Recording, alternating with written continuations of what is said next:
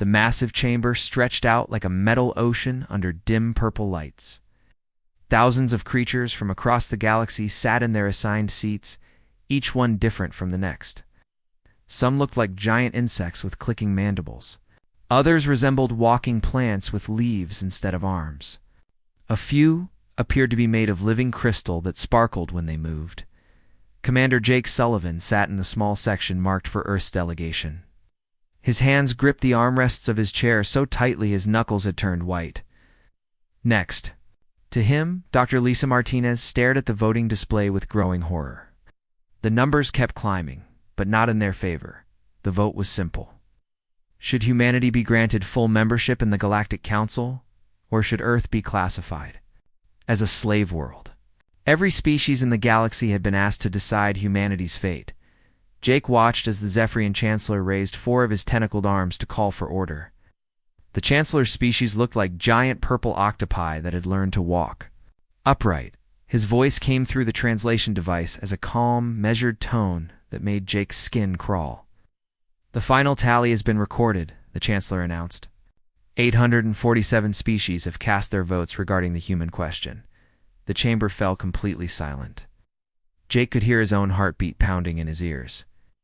Behind him sat the other 12 members of Earth's diplomatic team. They had spent 3 years traveling to this moment, 3 years of meetings and negotiations and careful diplomacy. 3 years of hoping that humanity could find its place among the stars as equals. The vote for full membership stands at 0, the Chancellor continued. The vote for slave classification stands at 846 with 1 abstention. Jake felt the words hit him like a physical blow. 0. Not a single species in the entire galaxy had voted to treat humans as equals. His mind struggled to process what he was hearing. Earth had 7 billion people. They had art and music and literature. They had built cities and cured diseases and reached for the stars. And every single alien species that knew they existed had decided they were only good for manual labor. Dr. Martinez grabbed his arm. Her face had gone pale, but her eyes burned with anger. "This is insane," she whispered. "They can't do this." They could, and they were. Jake looked around the chamber and saw the same expression on face after face. No matter how alien those faces might be, satisfaction, relief that the dangerous humans had been properly classified. Even species that had seemed friendly during the negotiations now avoided looking at the Earth's delegation. The reptilian ambassador stood up. His species looked exactly like the dinosaurs from Earth's ancient past. If dinosaurs had learned to wear clothes and build spaceships, "If I may address the council," he said, his translation coming through as a harsh, grating voice. The Chancellor gestured for him to continue. "The humans have demonstrated repeatedly that they are unsuited for civilized society," the reptilian said. "They wage constant warfare among themselves. Their planet is scarred by nuclear weapons and industrial pollution. They show no respect for other species, hunting their own world's creatures to extinction." Jake started to stand, but Dr. Martinez pulled him back down. She was right. Speaking out now would only make things worse. "More concerning," the reptilian continued, "is their aggressive expansion into space. They build weapons first and ask questions later. They terraform planets without regard for existing ecosystems. They are, in short, exactly the kind of species the Galactic Council was formed to contain." Murmurs of agreement rippled through the chamber. Jake noticed that even the normally peaceful crystalline collective was nodding their geometric heads. In approval, a new voice spoke up. This time it was the representative from the hive mind, an insectoid species that thought with millions of connected brains. "Our analysis suggests that humans possess certain useful traits. High physical endurance, ability to work in hostile environments, strong resistance to psychological pressure. These qualities make them ideal for labor in dangerous conditions." "Exactly," agreed the Chancellor. "The human species will be relocated to appropriate work sites throughout the galaxy. Their aggressive tendencies will be properly channeled into productive activities under Council supervision." He stood slowly, knowing that every eye in the chamber was now focused on him. The translation device picked up his words and broadcast them in hundreds of different languages and communication methods. "You're making a mistake," he said. His voice was steady, but inside he was shaking with rage. Humanity has survived ice ages that should have killed us. We've survived plagues that wiped out half our population. We've survived world wars and asteroid impacts and volcanic eruptions that blocked out the sun. The Chancellor's tentacles waved dismissively. Your species' history of survival through violence only reinforces our decision. We don't just survive, Jake continued, ignoring the interruption. We adapt. We learn. We grow stronger. Every challenge that should have destroyed us has only made us more determined. Dr. Martinez stood beside him. As Earth's chief xenobiologist, she had spent years studying the species, now sitting in judgment of humanity. You've studied our biology and our history, she said, but you don't understand what you're looking at. Humans don't break. We bend and then we snap back. A sound like laughter came from the crystalline collective's section. Their communication method involved harmonic vibrations that the translators rendered as crystalline chimes. The humans speak of strength, but they sit before us defeated. Your entire species numbers only 7 billion.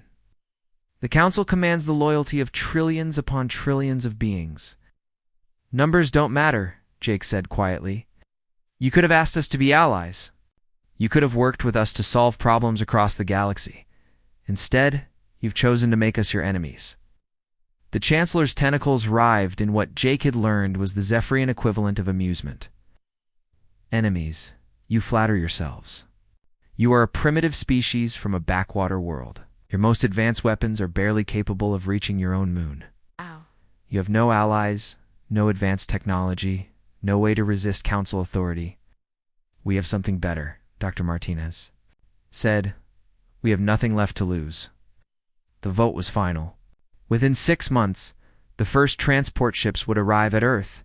Humans would be sorted by age, health, and aptitude, then shipped to work sites across the galaxy. Families would be separated. Children would be raised in Council facilities. To be more compliant than their parents, Earth itself would become a breeding ground for future generations of human laborers.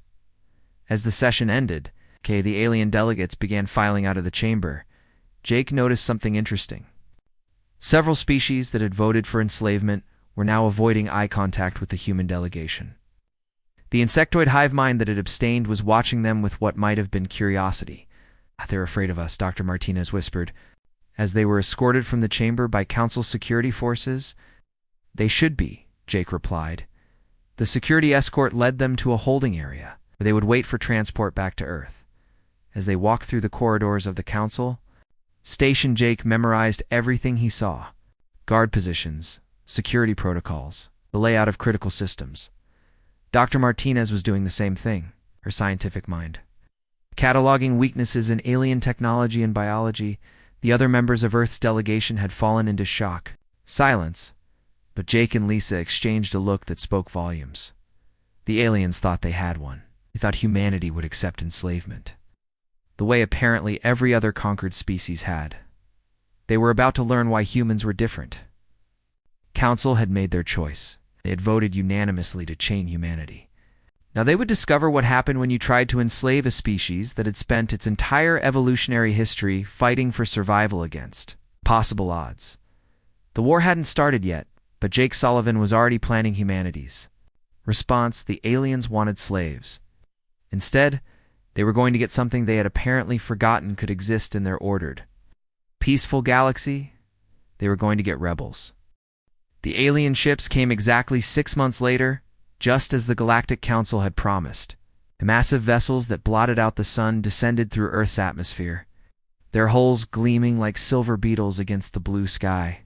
The ships were bigger than anything humans had ever built, each one capable of carrying thousands of people. Captain Rick Thompson crouched in the darkness of an abandoned subway tunnel beneath New York City. Above his head, he could hear the rumble of alien patrol craft searching the empty streets. The sound made his teeth ache, a low vibration that seemed to shake his bones around him. 40 other humans waited in complete silence. They had been living underground for 3 weeks now, ever since the first scouts had arrived to begin the collection process. The aliens had expected to find a planet full of people ready to be loaded onto their ships. Instead, they found ghost towns and empty cities. Movement in Sector 7, whispered Amy Foster, pressing her headphones closer to her ears. She had been a radio technician before the world changed. Now she spent her days listening to alien communications, trying to understand their patterns and predict their next moves. Rick nodded but didn't speak. Sound carried strangely in the tunnels, and they couldn't risk being detected. The aliens had technology that could hear a whisper from a mile away, but they didn't understand human cities well enough to know all the places people could hide. 3 months ago, when Commander Jake Sullivan returned from the Galactic Council, with news of humanity's fate, the world had 24 hours of panic. People screamed and cried and ran through the streets. Governments fell as leaders fled to their bunkers. Stock markets crashed. Military commanders prepared for surrender. But then something changed. Humans did what they had always done when faced with extinction. They adapted. The plan had started in the basement of a small church in Montana. Dr. Lisa Martinez had called. Together, the smartest people she could find, military officers, scientists, engineers, hackers, survival experts, anyone who might know how to hide 7 billion people from an advanced alien civilization. We can't fight them directly, she had explained to the group. Their technology is centuries ahead of ours, but we don't have to fight them. We just have to disappear. And disappear they did. In 6 months, humanity had become the greatest vanishing act in history. Rick remembered the chaos of those early days. Entire populations moving at night, following routes planned by military strategists and wilderness guides. Cities being evacuated, in sections, with each group taking a different path to their assigned hiding spots. The Amazon rainforest had swallowed 2 million people. They lived in shelters built from local materials, camouflaged so well that even human satellites couldn't spot them. Native tribes worked alongside urban refugees, teaching them how to survive in the jungle while learning about modern technology in return. The Sahara Desert had become home to another 3 million nomadic peoples who had lived there for thousands of years, guided engineers in building underground facilities that looked like natural rock formations from above. Solar panels were disguised as stone outcroppings. Vents were hidden in fake cacti. Antarctica's research stations had been expanded into massive underground cities. Scientists worked alongside construction crews to carve habitable spaces. From the ice, alien ships couldn't detect the heat signatures because the facilities were powered by geothermal energy that looked like natural, volcanic activity. But the real genius of the plan was in the cities themselves. The aliens had expected to find humans living normal lives, going to work and school and shopping centers. Instead, they found perfectly maintained cities running on automatic systems. Traffic lights still worked, elevators still ran, television stations still broadcast shows, but every single human had vanished. Dr. Kevin Blake had been the mastermind behind the automation systems. Before the aliens came, he had worked for NASA, designing robots for Mars colonies. Now he used that knowledge to create the illusion that humans were still living their normal lives. Mannequins sat in restaurants with meals growing cold in front of them.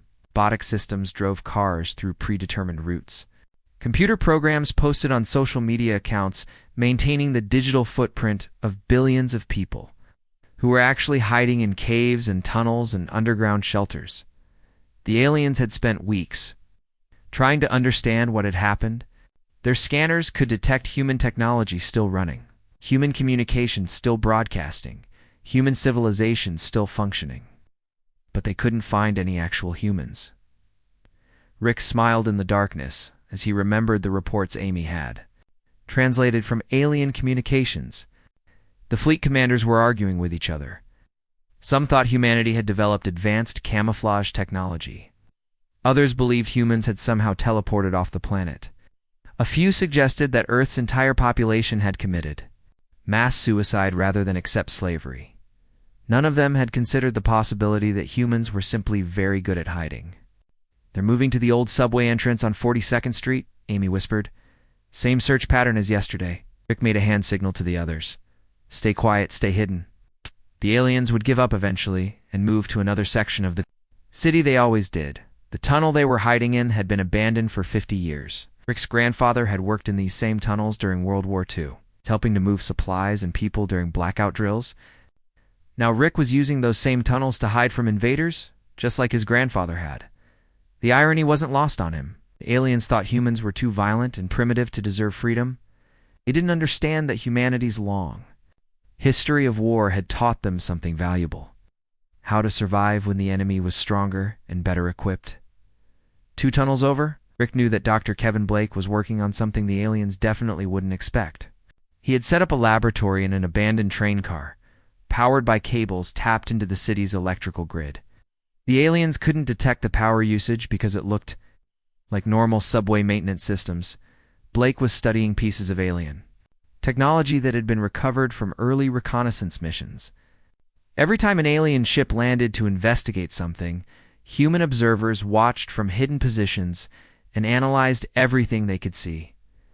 The aliens were advanced, but they were also careless. They didn't think primitive humans could understand their technology, so they didn't bother to secure it properly. Pieces of equipment were left unguarded. Computer systems were left running with minimal security. Dr. Lisa Martinez had been right about one thing: humans were very good at learning from their enemies. "Signal's getting stronger," Amy whispered. "I think they're bringing in more ships." Rick wasn't worried. More ships meant more opportunities to study alien technology, but also meant the aliens were getting frustrated, which was exactly what the human resistance wanted. The plan had always been simple: make the aliens waste time and resources looking for humans who couldn't be found. Force them to spread their fleets thin across Earth's surface. Let them exhaust themselves trying to solve a puzzle that had no solution. While they searched empty cities and scanned lifeless buildings, humans were learning about alien technology, alien weaknesses, alien communication systems. Every day underground made humanity stronger and more prepared for what would come next. Rick had read the reports from other hiding spots around the world. In the Australian outback, Aboriginal guides were teaching engineers how to build shelters that were invisible from above. In the Canadian wilderness, Inuit hunters were showing soldiers how to move across frozen landscapes without leaving traces. Humanity wasn't just hiding, it was training, it was planning. It was preparing for the moment when the hunted would become the hunters. Above them, alien patrol craft moved away, heading toward another section of the city. Rick allowed himself a quiet breath of relief. Another day survived, another day closer to striking back. The aliens had voted to enslave Earth because they thought humans were dangerous. They had been right about that part. They just didn't understand what kind of dangerous humans could be when they had nothing left to lose and time to prepare. Soon they would learn. The alien ships had been searching Earth for 3 weeks when their perfect technology started going wrong. It began small at first. A navigation system would point in the wrong direction. A weapon would misfire during a test. A communication array would broadcast static instead of clear signals. Lieutenant Colonel Pete Richards watched the chaos unfold from his command center buried deep beneath the ruins of Detroit. The room was carved out of solid rock, hidden so far underground that no alien scanner could detect it. Banks of computers lined the walls, their screens showing feeds from hidden cameras all over the planet. "They still don't understand what's happening to them," said Nancy Wells, not looking up from her workstation. Before the invasion, she had been one of the world's best computer security experts. Now she was something completely new: humanity's first interstellar hacker. On the main screen, they watched an alien patrol ship trying to land in what used to be downtown Los Angeles.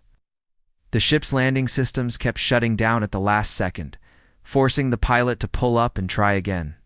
After the 5th failed attempt, the frustrated alien finally gave up and flew away. "How many ships have we compromised?" Pete asked. Nancy's fingers danced across her keyboard as she pulled up the latest numbers. 237 ships are now running our modified code. That's about 60% of their total fleet over North America. Pete smiled grimly. The plan had been Dr. Kevin Blake's idea, born from weeks of studying captured alien technology in his underground laboratory. The aliens used quantum computers that were incredibly advanced, but they had one weakness: they were designed to work with other quantum systems automatically, Human computers were primitive by comparison, but they could be programmed to mimic quantum signatures. When an alien ship's system tried to connect with what it thought was another alien computer, it actually connected to a human-controlled system that began rewriting its programming. "Show me the command ship," Pete ordered. The screen switched to a feed from a hidden camera on a building in New York City.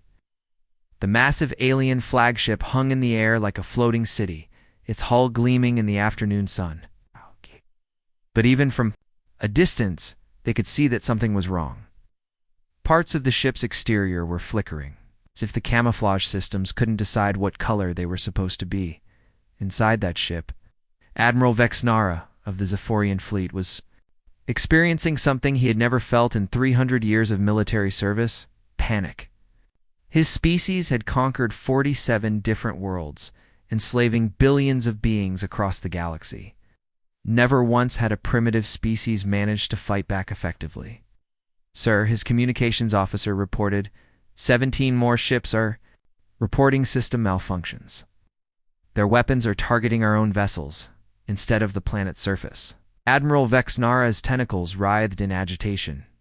The humans had been missing for weeks, and now his ships were turning against each other. Worse, his engineers couldn't figure out how it was happening. The quantum networks that controlled everything were working perfectly, according to every diagnostic they ran. "Are we under attack?" he demanded. "No, sir," replied his tactical officer. "All sensors show no hostile forces in the area. The humans appear to have no space-capable military vessels." That was true as far as the aliens knew. What they didn't understand was that humans didn't need spaceships to attack the alien fleet. They just needed to be smarter than the people, who built the ships in her underground bunker beneath the Colorado Rockies. Dr. Lisa Martinez reviewed the latest intelligence reports. Hidden cameras around the world showed alien forces growing more confused and frustrated by the day. Ships were grounding themselves due to navigation failures. Ground troops were getting lost because their GPS systems were sending them in circles.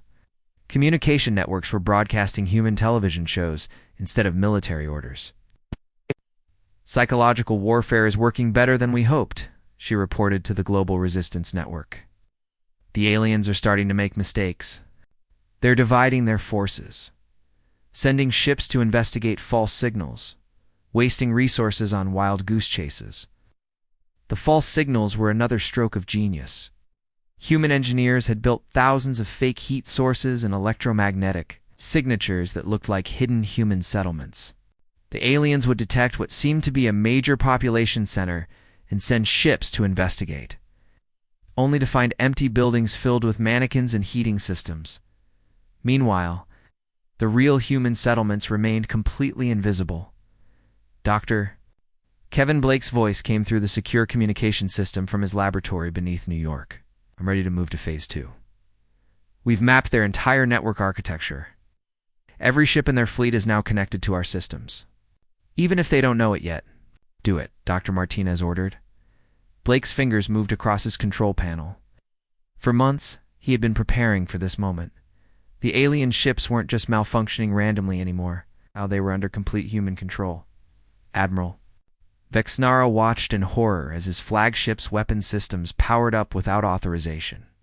Around him, his crew frantically tried to shut down the systems, but nothing responded to their commands. "Sir," his weapons officer called out, "our main cannons are targeting the supply ship Determination. Override the systems," Vexnara shouted. "Trying, sir, but nothing is working. It's as if something else is controlling our computers."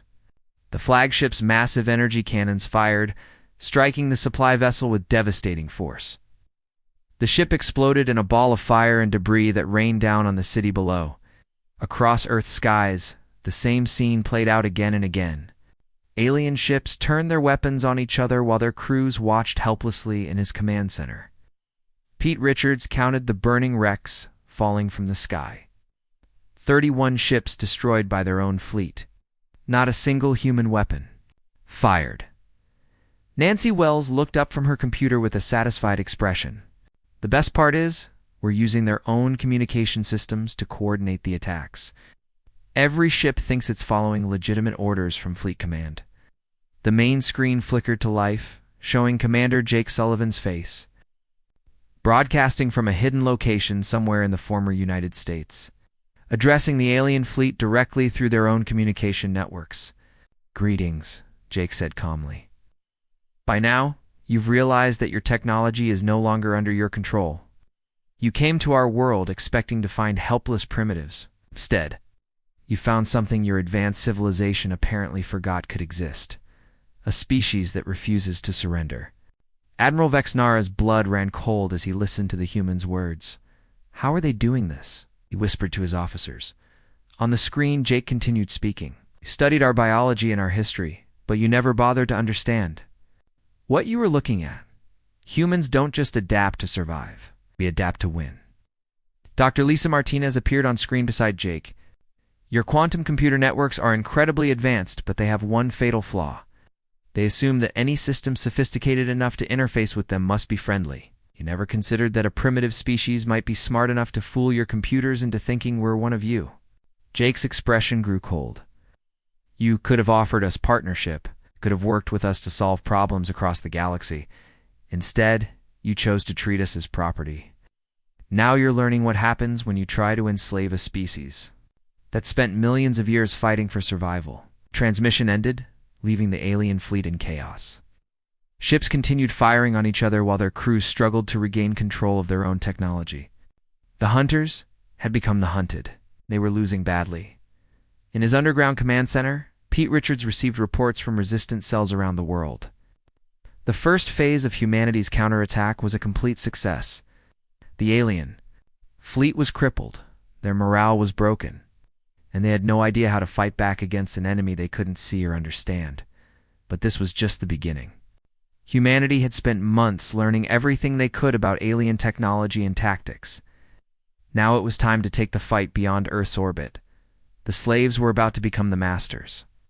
And the galaxy was about to learn why underestimating humans was the worst mistake the Galactic Council had ever made. News of the disaster at Earth spread across the galaxy faster than light itself. The impossible had happened. 3 entire Galactic Council fleets had been destroyed, not by advanced human weapons, but by their own ships turning against them. Refugee vessels fleeing the solar system carried stories that no one wanted to believe. The humans had not only fought back, they had won, on the distant world of Kepler Prime. The local council governor received the emergency broadcast with disbelief. Governor Thane belonged to the Crystalline Collective, species that had never lost a military engagement in over 2,000 years. His crystalline body vibrated with shock as he processed the information. "This cannot be accurate," he said to his aide. "Primitive species do not defeat council fleets. They surrender. They are processed. They become useful laborers. This is how the galaxy works." The reports kept coming. The Zephyrian Admiralty confirmed that Admiral Vexnara's flagship had been destroyed by its own escort vessels. The Reptilian Empire reported that their supply ships had turned their weapons on their own fleet. Even the Peaceful Trading Guild admitted that their transport vessels had somehow been compromised by human computer viruses. In his laboratory aboard a captured alien destroyer, Dr. Kevin Blake worked with equipment that still amazed him. The ship had originally belonged to the Zephyrian fleet, but now it served as humanity's first interstellar research vessel. His team had renamed it the Defiance, and it was currently hidden in the asteroid belt between Mars and Jupiter. "Quantum consciousness interface is even more sophisticated than we thought," explained Dr. Susan Carter, adjusting her position in the captain's chair that had been modified for human use. Before the invasion, she had been a professor at MIT. Now, she was Earth's chief technology officer and the first human to command an alien starship. "Look at this," she continued, pointing to a holographic display that showed the ship's neural network.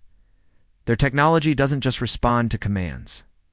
It actually thinks. It makes decisions based on what it believes is best for the crew and the mission."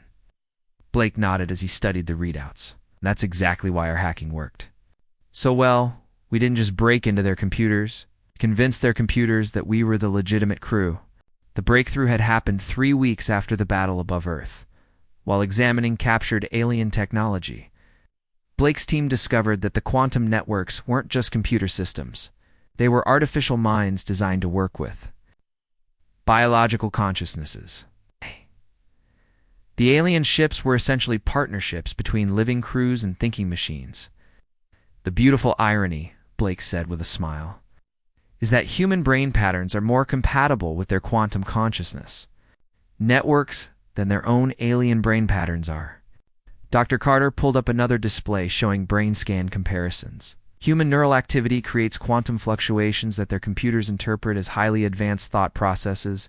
When we interface with their systems, they think they're working with superintelligent beings. This discovery had changed everything. Humans weren't just stealing alien technology anymore. They were forming partnerships with it. Meanwhile, Captain Rick Thompson was preparing for humanity's first interstellar raid. His ship, another captured alien vessel, hung in space near the edge of the solar system. Through the viewport, he could see the swirling colors of hyperspace as his navigation officer calculated the jump coordinates. Target confirmed, reported Lieutenant Amy Foster from her position at the communications console, Rigel Station. It's a major supply depot for Council forces in this sector. Intelligence suggests they have advanced weapons and manufacturing equipment. Rick studied the tactical display showing their destination. Rigel Station orbited the fourth planet in the Rigel system, about 800 light-years from Earth. It was defended by a small garrison and served as a distribution center for military supplies heading to conquest fleets throughout the galaxy. Remember, Rick told his crew of 40 volunteers, "We're not there to destroy everything. We're there to send a message and gather intelligence." The galaxy needs to understand that humans can strike anywhere, anytime. The ship's quantum consciousness, which the crew had started calling Alice, responded to Rick's thoughts before he even spoke his commands aloud. The artificial mind had quickly adapted to human thinking patterns and now served as an enthusiastic partner in their missions. Jump coordinates calculated. Captain Thompson, Alice said through the ship's speakers. Estimated arrival time at Rigel Station is 14 minutes. The jump through hyperspace was still a strange experience for humans. Reality seemed to bend and twist around them as they traveled faster than light itself. But Alice guided them safely through the quantum maze, her artificial consciousness navigating paths that human minds couldn't fully comprehend. When they dropped out of hyperspace, near Rigel Station, Rick was amazed by what he saw. The station was enormous, easily the size of a small moon. Hundreds of ships moved in and out of its docking bays like insects around a hive. This was one of the major supply hubs that kept the Galactic Council's military machine running. Initiating stealth protocols, Amy reported. Alice is masking our quantum signature to look like a routine supply ship. The attack began exactly as planned. Alice interfaced with the station's defense network and convinced it that the approaching human ship was carrying urgent supplies for the garrison commander. The station's weapons remained offline while Rick's team approached the main docking bay. But as they got closer, Rick realized they had stumbled onto something much bigger than a simple supply depot. Through the viewports, he could see ships from dozens of different species. This wasn't just a council supply station. It was a meeting place for military commanders from across the galaxy. "Captain," Amy whispered, "I'm picking up communications from at least 20 different species. They're holding some kind of emergency conference." Rick made a quick decision. Instead of the planned hit-and-run raid, they would attempt something much more ambitious. "Alice, can you tap into their communication networks without being detected?" "Of course, Captain. Our security protocols are designed to keep out external hackers, not to prevent their own systems from accessing the network." What they heard changed everything. The emergency conference was a response to the disaster at Earth. Military leaders from across the galaxy were meeting to discuss how to deal with the human threat. But instead of planning a unified response, they were arguing and blaming each other.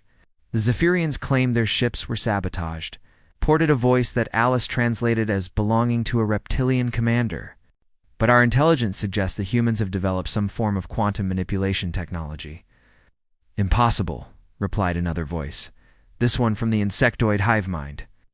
"Our analysis indicates that human technology is at least 3 centuries behind our own. It cannot have developed quantum consciousness interfaces." Rick listened with growing satisfaction as the alien commanders revealed their complete lack of understanding about what had happened at Earth.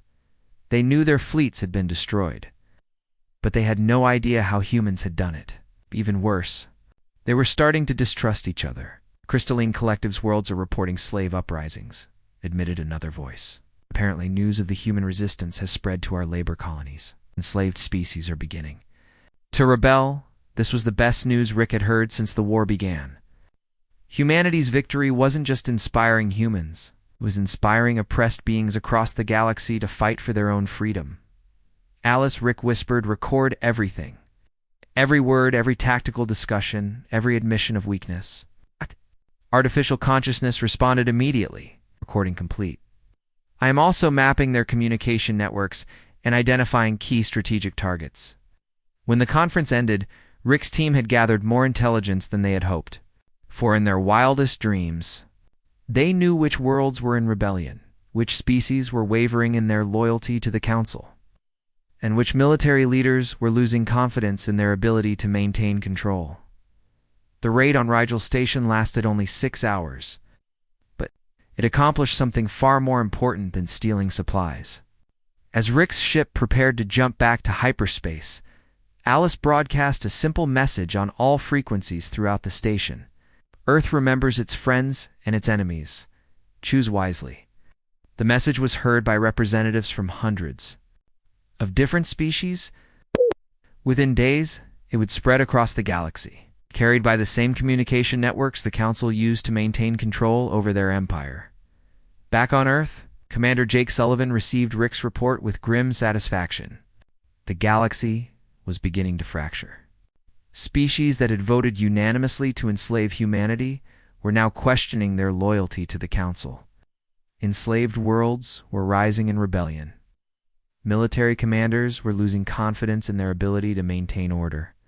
The vote to enslave, Earth had awakened something the Galactic Council had never expected to face: hope among the oppressed and fear among the oppressors.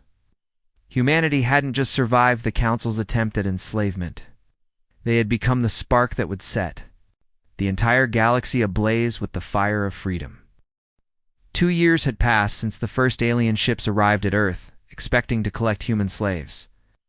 Now the Galactic Council chamber was a very different place, where once 847 species had voted unanimously to enslave. Humanity, fewer than 200 representatives remained. The rest had either fled, been overthrown by their own people, or simply stopped coming to meetings.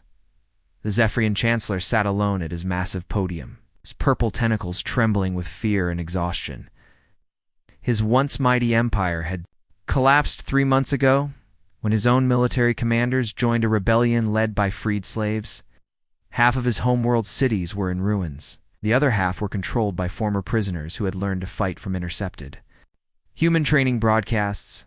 The humans have agreed to meet with us, he announced to the nearly empty chamber.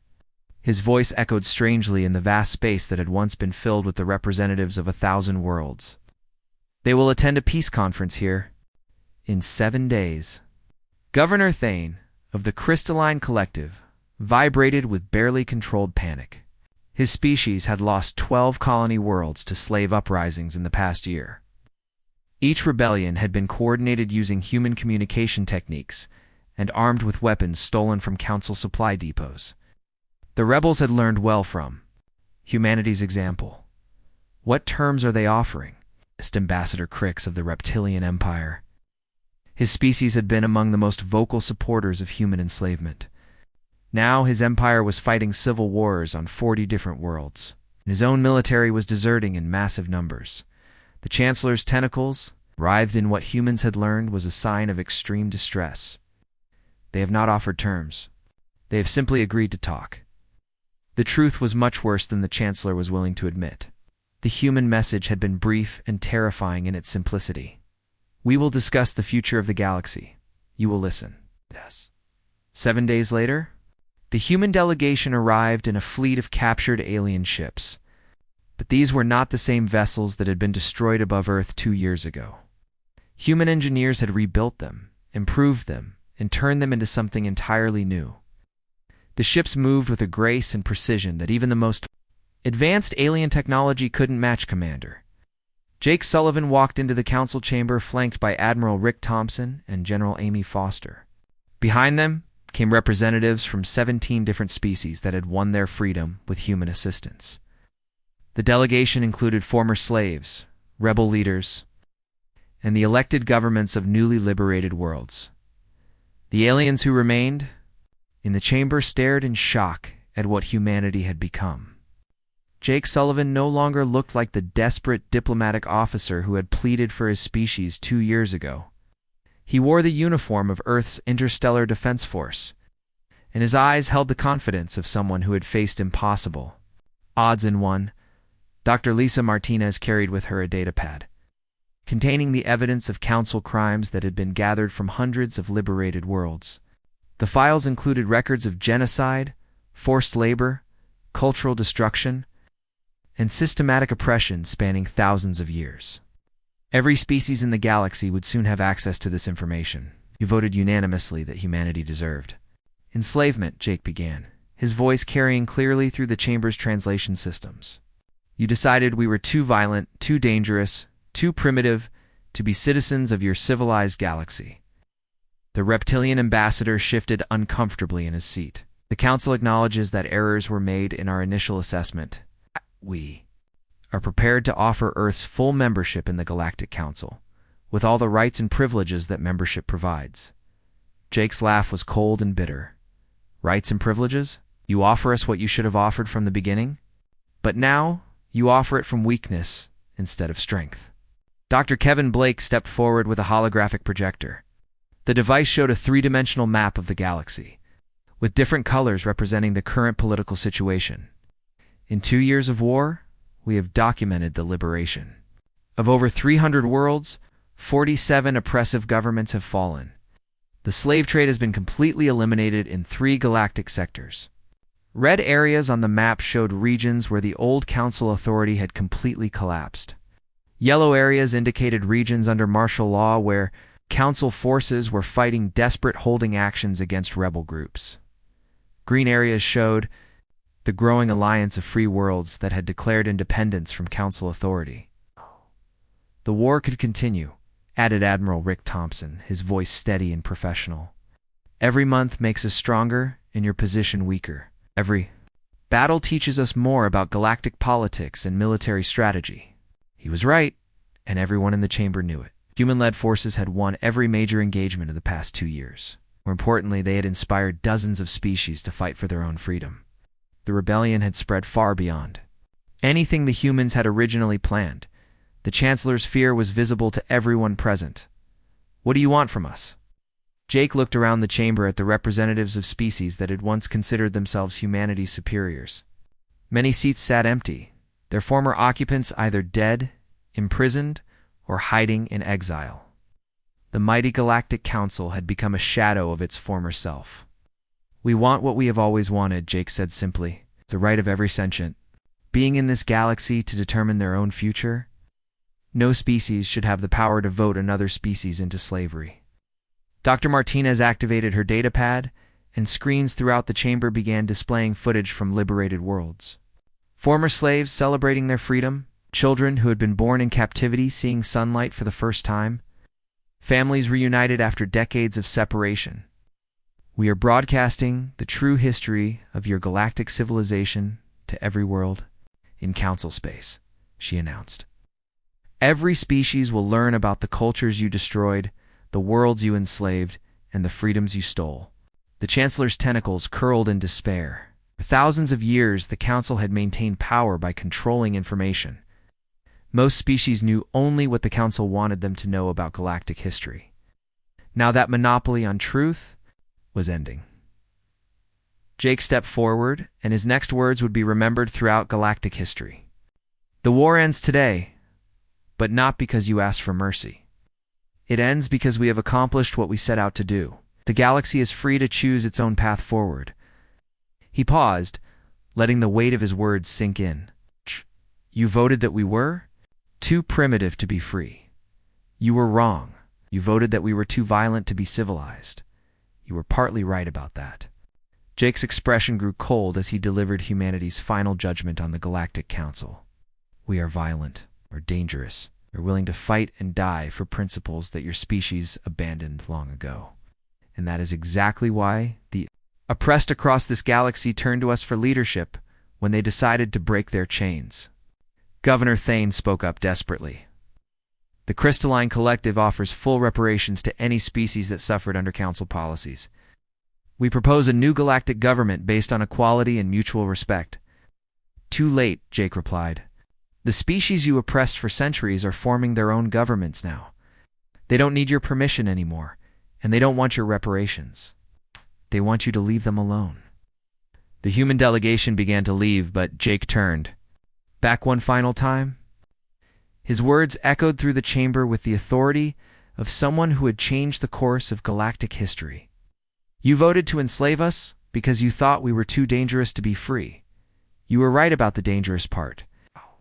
But you made one critical mistake. You assumed that dangerous meant evil. Instead, you discovered that sometimes the most dangerous thing in the universe is someone who refuses to surrender their freedom. Jake looked directly at each remaining council member. Remember that lesson?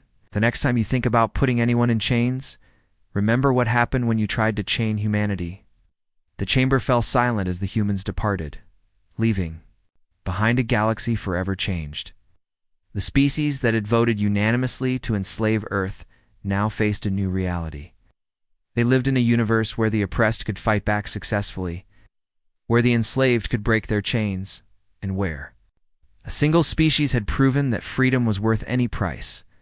The Galactic Council's age of unopposed tyranny was over.